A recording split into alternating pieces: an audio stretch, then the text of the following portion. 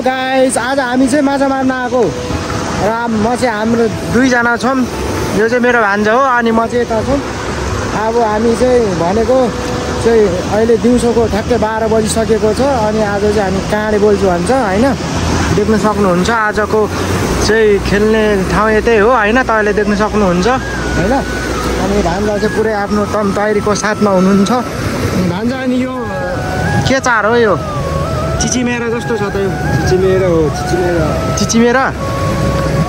ल गाइस, अब देख्न सक्नुहुन्छ अब होइन। होला टक्क माछा चाहिँ यसरी पारिन्छ। अब यसो थाप्ने कार्यक्रम जारी छ। हामीसँग जम्मा 5वटा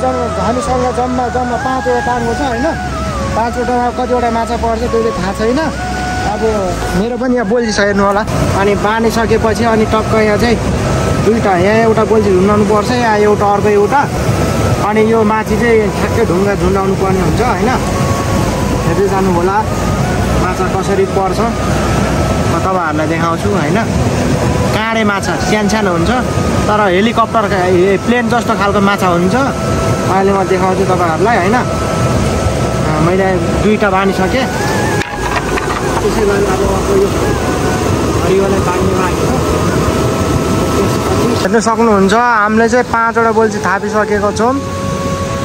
के कतिवटा पर्छ अब एकछिनपछि मात्र थाहा हुन्छ।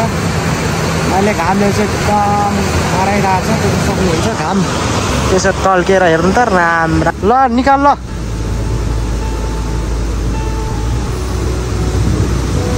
परे गर्मीको कारणले गर्दा आज कस्तो नहियो होइन, अलिक फ्रेस भइयो होइन। अब हामी बोल्ची हेर्न जाँदैछौँ।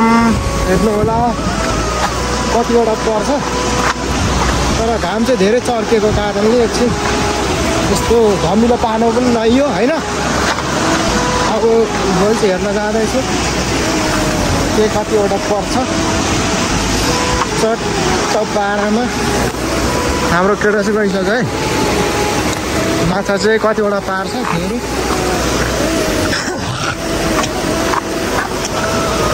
निकाल र जोर माछा।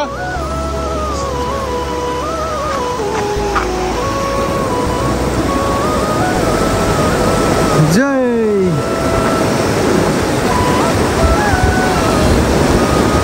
परेन, माछा नभएकै रहेछ भन्ने बुझियो। जय काँडे।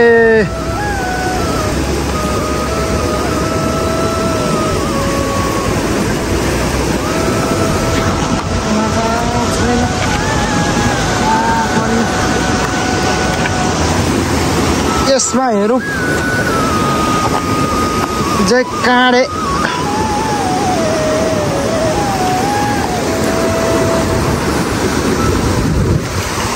परेन।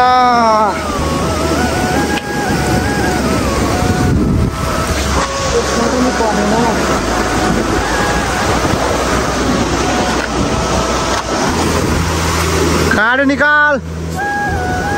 यसमा पनि पऱ्यो। यसमा हेरौँ।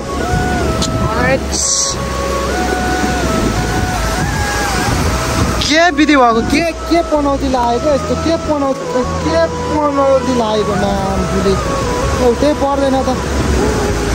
पनौती लागेछ। पनौती गाइस, पनौती। आज माछा परेन, ठिकै छ।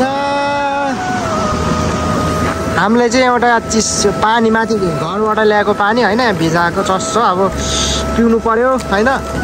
माछा परेन। अब भिडियो पनि धेरै लामो भयो होला। अब चट्ट अब परेन, अब के गर्नु, माछा परेन।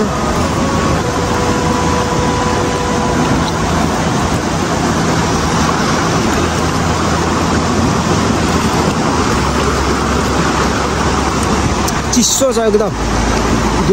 घरबाट ल्याएको पानी होइन, चक्क यो हाम्रो फ्रिज भने पनि आइस भने पनि गर्मीमा चाहिँ चट्ट आयो होइन। घरबाट आयो होइन चट्ट। अनि साबुन स्याम्पू ल्यायो होइन, लुगा धुने पनि यहीँ आयो चट्ट।